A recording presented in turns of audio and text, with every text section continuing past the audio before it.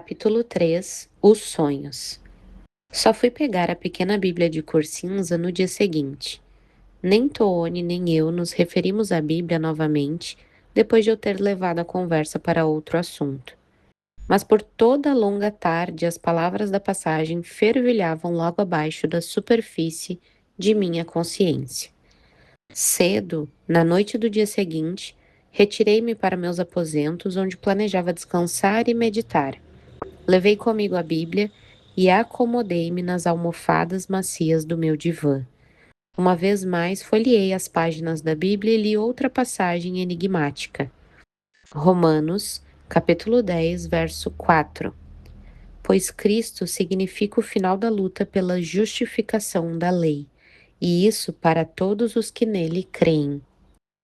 Abaixei o livro por alguns instantes. Cristo? Ele era o fim da luta? Continuei lendo. O segredo reside no vosso próprio coração e na vossa boca. Se abertamente admitires pela própria boca que Jesus Cristo é o Senhor, e se creres no coração que Deus o ressuscitou dos mortos, sereis salvo. Romanos, capítulo 10, versos 8 e 9. Coloquei o livro de lado outra vez, sacudindo minha cabeça. Isso contradizia diretamente o Alcorão. Os muçulmanos sabiam que o profeta Jesus era simplesmente humano, que não havia morrido na cruz, mas foi levado ao céu por Deus e um sósia fora colocado na cruz em seu lugar. Agora, viajando por um céu inferior, esse Jesus um dia voltará à terra para reinar por 40 anos, casar-se, ter filhos e depois morrer. De fato, ouvi dizer que existe um pedaço de chão para uma sepultura especial conservado, vago para os restos mortais do homem em Medina, a cidade onde Maomé também foi sepultado. No dia da ressurreição, Jesus se levantará e comparecerá juntamente com os outros homens para ser julgado perante o Deus Todo-Poderoso. Mas essa Bíblia dizia que Cristo ressuscitara dos mortos. Era uma blasfêmia ou minha mente rodopiava. Eu sabia que todo aquele que invocasse o nome de Alá seria salvo.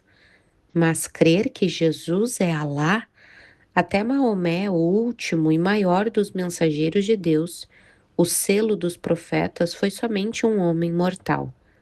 Deitei-me de costas, cobrindo os olhos com a mão. Se a Bíblia e o Alcorão apresentam o mesmo Deus, por que há tanta confusão e tanta contradição? Como é que podia ser o mesmo se o do Alcorão é um Deus de vingança e castigo e o da Bíblia cristã é um Deus de misericórdia e perdão? Não vi quando adormeci. Normalmente nunca sonho, mas naquela noite sonhei. O sonho era tão real, os acontecimentos tão rotineiros, que na manhã seguinte achei difícil que tivessem sido apenas fantasias. Eis então o que eu vi. Eu me encontrava ceando com um homem que sabia ser Jesus. Ele tinha vindo me visitar em minha casa e ficara por 2 dias completos. Ele estava sentado à mesa em frente de mim e em paz e alegria jantávamos. Repentinamente o sonho mudou. Agora eu estava no topo de uma montanha com um outro homem. Ele vestia-se com uma capa e calçava sandálias. Como é que de uma maneira misteriosa eu sabia o seu nome?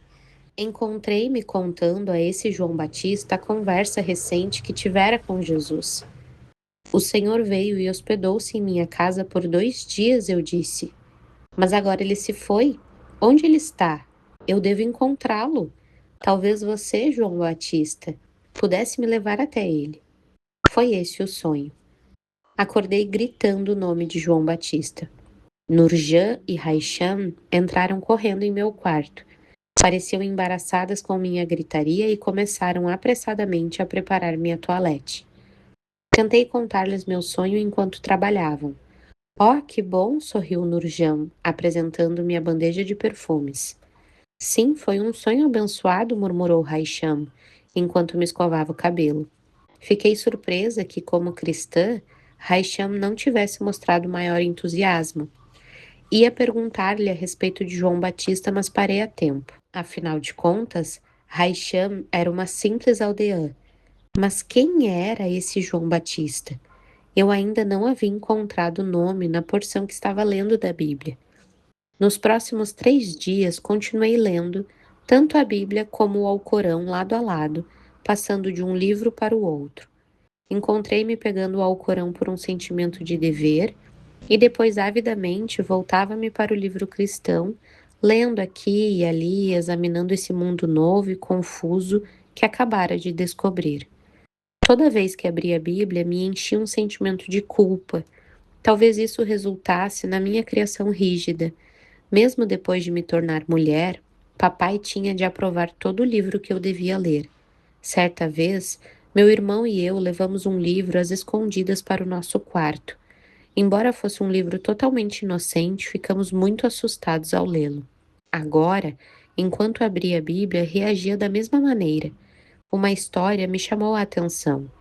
Contava que os líderes religiosos judaicos trouxeram uma mulher apanhada em adultério ao profeta Jesus. Tremi sabendo que sorte aguardava aquela mulher.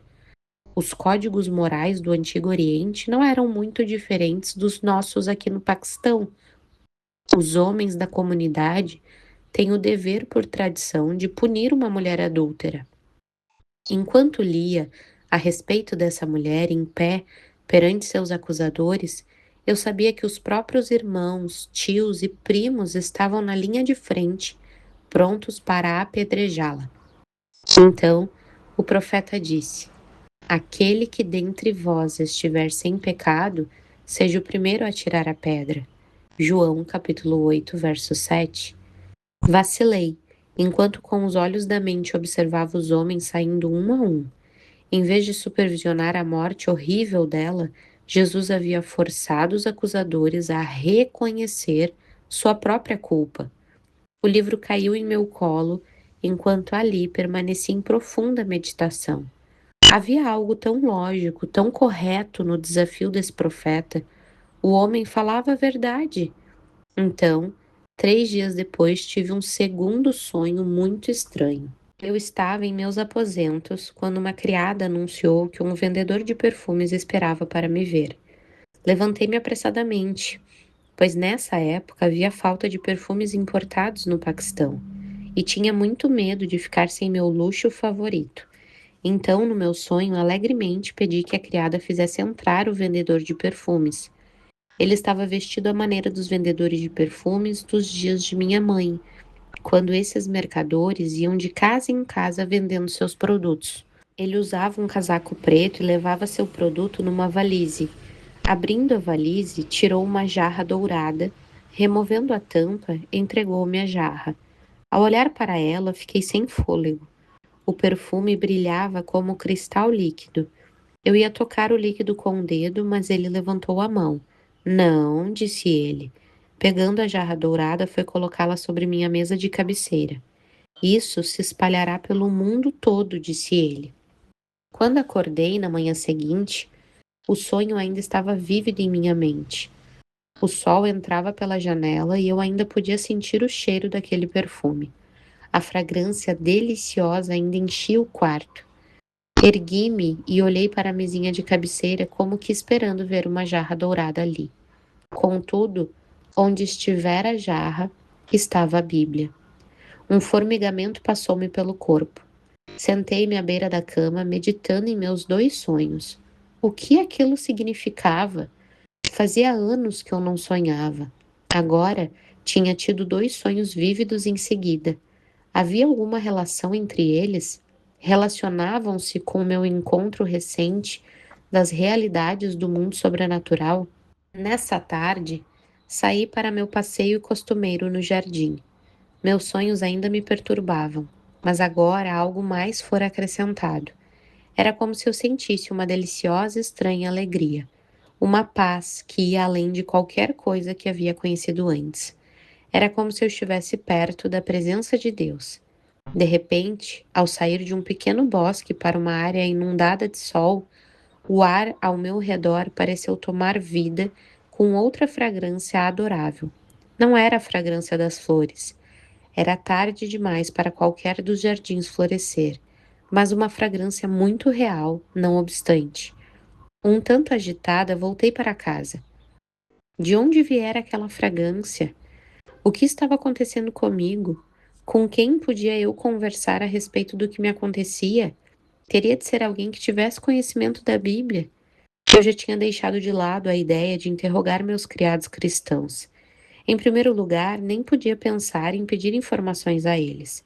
Provavelmente não tinham lido a Bíblia e não saberiam do que eu estava falando. Não, eu tinha de conversar com alguém que tivesse educação formal e conhecesse bem esse livro. Ao considerar essa questão, uma ideia chocante me veio à mente. Lutei contra ela.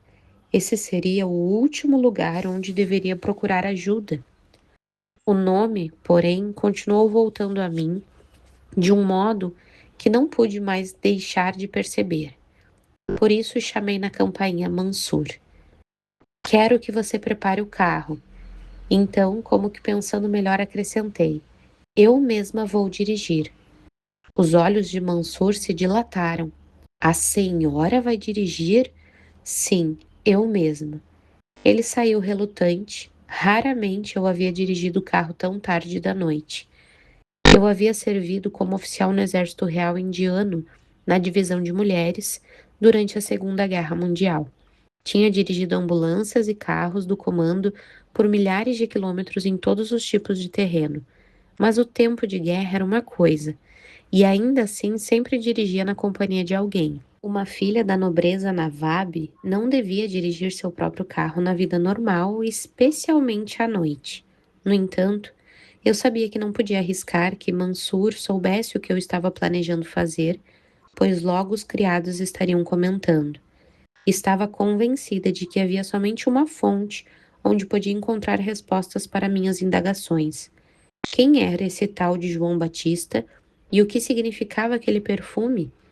De modo que fui com relutância extrema nessa noite que me dirigi ao lar de um casal que eu mal conhecia, o reverendo e a senhora David Mitchell, que havia visitado meu jardim naquele outro verão. Esses missionários cristãos eram as últimas pessoas com as quais gostaria de ser vista.